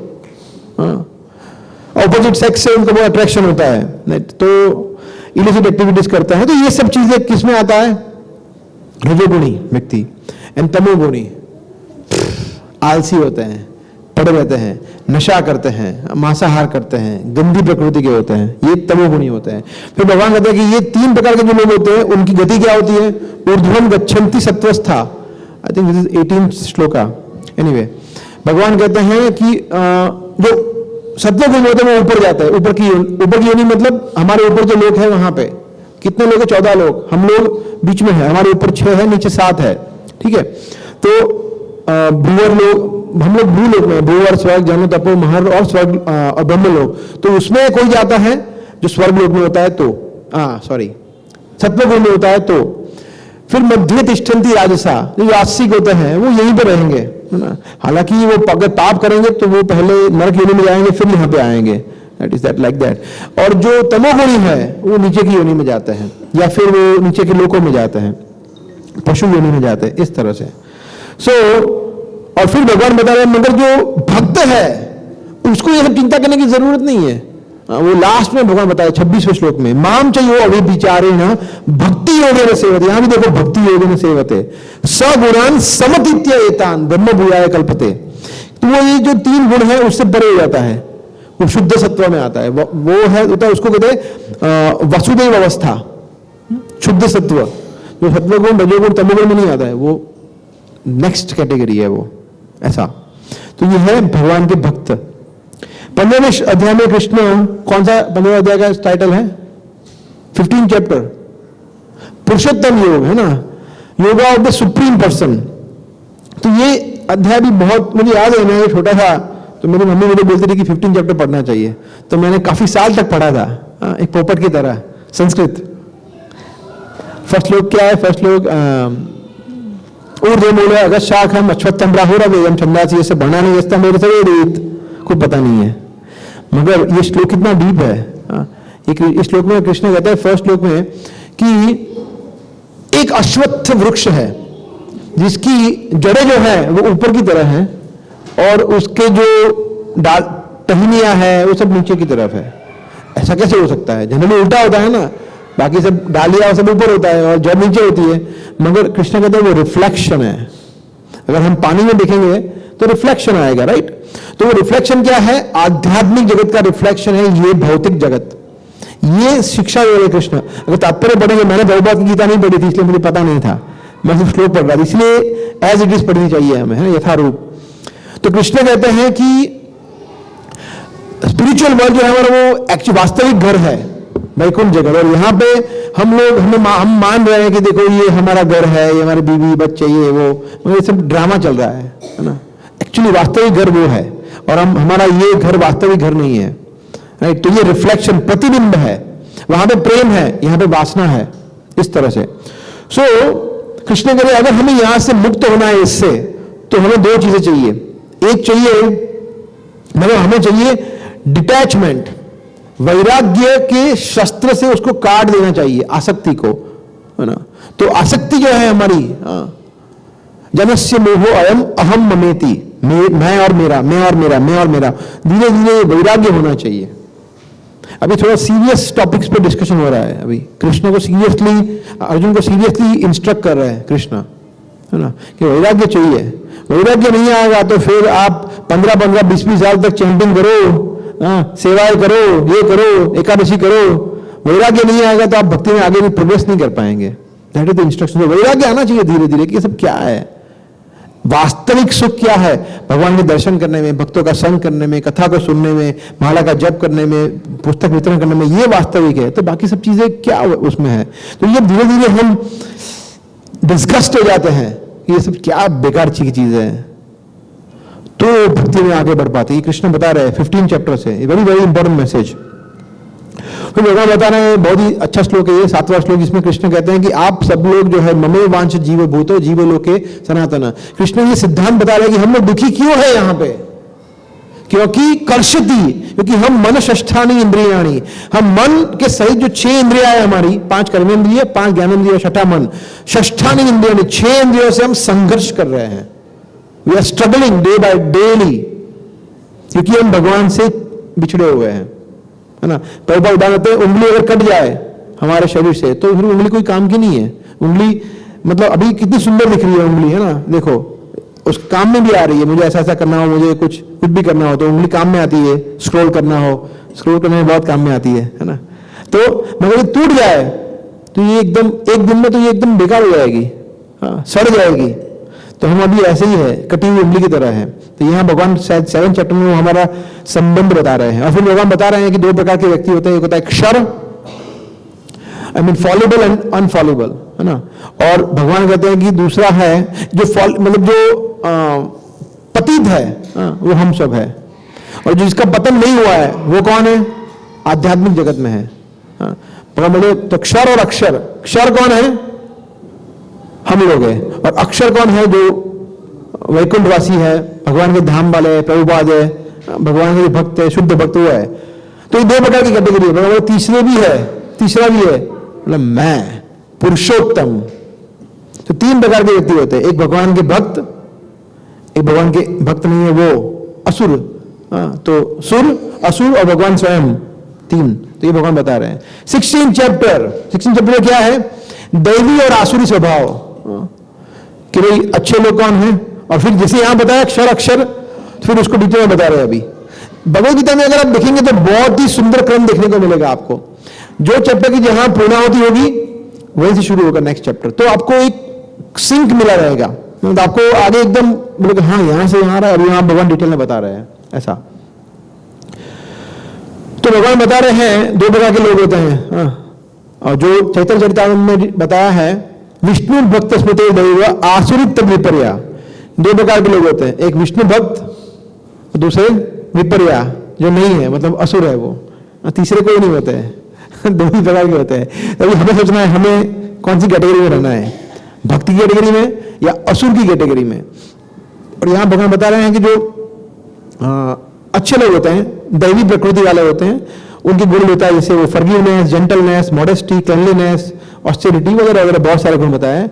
मगर जो डेमोनिक है, जो आसुरी व्यक्ति है, कृष्ण कहते हैं उसके बारे में तो पूरा डिटेल में बता दिया वर्णन भगवान ने कि वो ऐसा होता है। क्योंकि भगवान को बता रहा है कि ज्यादातर लोग जो पढ़ेंगे गीता को वो ऐसे ही होंगे। तो अपने बारे में, हमारे बारे में बताया है। अगर आपको जानना है कि मैं कैसा हूं तो कौन से चैप्टर पढ़ने का? 16 चैप्टर। मतलब ये तो डिटेल मैं ही हूं। ऐसे एग्जाम्पल बताऊं। एग्जाम्पल, आसुरी व्यक्ति ये सोचता है, सुनना प्रभु जी इसके बारे में ज्यादा है ये, कि मेरे पास अभी इतना धन है और मेरी योजनाओं से मैं इतना धन कमाऊंगा। कौन ये सोचता है हमारे में से? एक्चुअली हर जगह करिए सही में, तो हम सब असुर है। मैं भी सोचता हूं, राइट, कभी कभी, और मेजोरिटी। सो इसको धीरे धीरे हमें आसुर में दैवी प्रवृत्ति में हमें कन्वर्ट करना है। तो ये जो एग्जाम्पल दिया, ऐसे बहुत सारे हैं, राइट, कि मेरा शत्रु है, मैं इसको मार दूंगा, ये मेरा राइवल है वगैरह, बहुत सारे डिटेल में भगवान ने बताया है। और फिर भगवान एक्सट्रीम डेमोनियक जो है ना, अगर आप ये सोच रहे कि मैं आसुरी, मैं पैसा कमाऊंगा और मेरे लिए ही यूज करूंगा, तो वो असुर है। अगर कोई भक्त ऐसे सोचता है और वो भगवान की सेवा में जोड़ता है, then he is not a demon, तो फिर वो दैवी प्रवृत्ति है। क्योंकि हम कृष्ण को भगवान की सेवा में जोड़ रहे हैं हमारे आचार्यों की शिक्षाओं के अनुसार। Then it is okay, then it is good to be rich. धनी होने में कोई बुराई नहीं है। तो ऐसा मत सोचना कि भगवान बोल रहे गरीब रहो, नहीं, कमाओ, आप धन कमाओ, मगर भगवान की सेवा में जोड़ना चाहिए। सो फिर भगवान बता रहे हैं कि जो एक्सट्रीम असुर है वो कौन है? जो शास्त्र को फॉलो नहीं करता। यह शास्त्र विधिन उत्सृज्य वर्तते काम कारत, और अपने मन से सब कुछ करता है। उसके लिए उसका शास्त्र कौन है पता है? यूट्यूब। तो यूट्यूब पे बाबा जी ने बोला है तो यही सच होगा। देखो इतना सब कुछ, इतने फॉलोअर है, मिलियंस ऑफ फॉलोअर्स है, कितना अच्छा अंग्रेजी बोलते हैं, कितना अच्छे दिखते हैं, कितना जबरदस्त बोलते हैं, तो यही सच होगा। ये होते हैं सब पागल लोग, है ना, मूर्ख लोग है ये, जो काम कारत अपने मन से करते हैं, तो ये असुर है, कृष्ण कहते हैं ये। क्योंकि उन्होंने शास्त्र को छोड़ दिया है। वो शास्त्र वास्त्र कुछ नहीं, यूट्यूब लाओ घर पे और मस्त देखो मजे से, या फिर जो भी अपने को करना है करो। ये गीता के अनुसार, भागवत के अनुसार अपना जीवन नहीं जीते हैं। कृष्ण कहते हैं वो असुर है। और कृष्ण कहते हैं, पढ़ना चाहेंगे, they gradually attain the unable to approach Krishna, the demoniac gradually sink down to hell। वो कृष्ण को कभी प्राप्त नहीं कर पाएंगे और धीरे धीरे धीरे घोर नरक में चले जाएंगे। और फिर भगवान बता रहे हैं कि मगर जो व्यक्ति भगवान का मेरा भक्त है वो सुप्रीम डेस्टिनेशन को प्राप्त करेगा। नेक्स्ट 17 चैप्टर में कृष्ण कहते हैं श्रद्धा के 3 विभाग, 3 अलग अलग। तो अर्जुन यहां पे पूछ रहे हैं, जैसे मैंने देखा ना, वो देखिए सीक्वेंस देखिए, भगवान ने बताया, फिर अर्जुन प्रश्न पूछ रहे हैं कि अगर कोई व्यक्ति ऐसा है जो शास्त्र को फॉलो नहीं कर रहा है, मैं अपने मन से ही कर रहा है, तो क्या वो सही कर रहा है, ठीक कर रहा है, उसको डिटेल में और जानना है। तो भगवान ने बोला कि हाँ, जो शास्त्र को फॉलो नहीं कर रहा है मतलब वो किसी भी 3 कैटेगरी में आता है, सत्वगुणी, रजोगुणी, तमोगुणी। शास्त्र को फॉलो कर रहा है वो तीनों में से किसी को नहीं आता है। अगर वो सही में फॉलो कर रहा है तो वो शुद्ध सत्व में आता है ना। तो सत्वगुण, रजोगुण, तमोगुण में नहीं आता है, एटलीस्ट हायर सत्वगुण से ऊपर होता है वो। फिर यहां पे भगवान बता रहे हैं सबसे पहले अलग अलग प्रकार के तीनों गुणों के अनुसार अलग अलग प्रवृत्तियां या वट एवर यू कॉल। सबसे पहले श्रद्धा, श्रद्धा जैसे सत्वगुणी श्रद्धा किसी होती है, रजोगुणी श्रद्धा, तमोगुणी श्रद्धा। फिर सत्वगुणी दान, रजोगुणी दान, तमोगुणी दान, है ना। जैसे आपको नॉक करते हैं ना सिग्नल पे, टक टक टक, दे दो दे दो, आपने बोला 5 रुपया दिया, ये कौन सी कैटेगरी का दान है? दान रजोगुणी, सत्वगुणी, तमोगुणी। भूखा है, आपने 5 रुपया दिया, तमोगुणी। आपको पता नहीं है 5 रुपए से वो क्या करेगा, बीड़ी पिएगा या बिस्किट खाएगा या कुछ और इलिसिट एक्टिविटी करेगा। दैट इज कंप्लीटली इग्नोरेंट, ऐसे दान नहीं देना चाहिए। उसको आपको देना है तो प्रसाद दे सकते हैं भगवान का, समथिंग लाइक दैट। सो ये सिर्फ एग्जाम्पल ले रहे हैं हम थोड़ा क्विकली। फिर फूड, हाँ, खाना, कैसा खाना खाना चाहिए, ये भी सत्वगुण, रजोगुणी, तमोगुणी 3 प्रकार का है। फिर तपस्या, यज्ञ कैसे होना चाहिए, अलग प्रकार के भगवान ने बताए हैं तीनों गुणों में। फिर भगवान बता रहे ओम तत्सत, ये जो 3 शब्द है ओम तत्सत, उसका मीनिंग भगवान बता रहे हैं। ओम का मतलब है सुप्रीम, परमेश्वर। तत् का मतलब है कि धीरे धीरे हम इस भौतिक बंधन से मुक्त हो, और सत का मतलब है भक्तिमय या एब्सोल्यूट ट्रूथ। तो कृष्ण कहते हैं ओम तत्सत के लिए कार्य करना चाहिए। सत मतलब असत नहीं करना चाहिए, असत मतलब ये जो शरीर है वो असत है ना। और भगवान जो है ओम, परमेश्वर, भक्ति का कार्य जो है वो जो है वो शाश्वत है।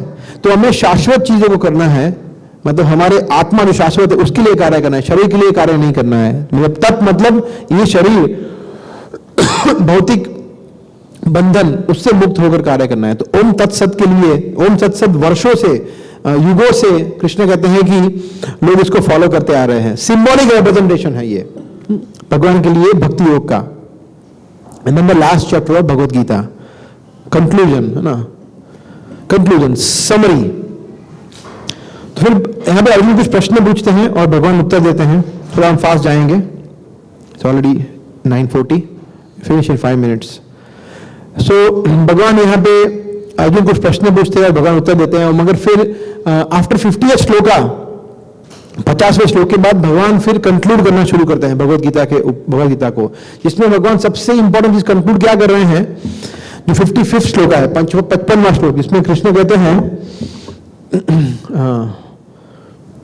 भक्त्या माम अभिजानाति यावान यश्चास्मि तत्वतः। कृष्ण कहते हैं कि सिर्फ और सिर्फ भक्ति योग से ही आप मुझे जान पाओगे। मुझे याद है एक हमारे भक्त है, उनके दूसरे भाई भी है, दोनों भक्त हैं। तो मुझे बड़े भाई बता रहे थे कि छोटे भाई को हमेशा पूछते थे जब वो भक्ति में नहीं जुड़े थे और दूसरे भाई जुड़े हुए थे, तो बोले यार क्या यार, मतलब आप लोगों की इस्कॉन की भगवद गीता में सिर्फ भक्ति भक्ति भक्ति भक्ति, भगवद गीता में सिर्फ भक्ति थोड़ी है, बहुत सारी चीजें हैं, है ना।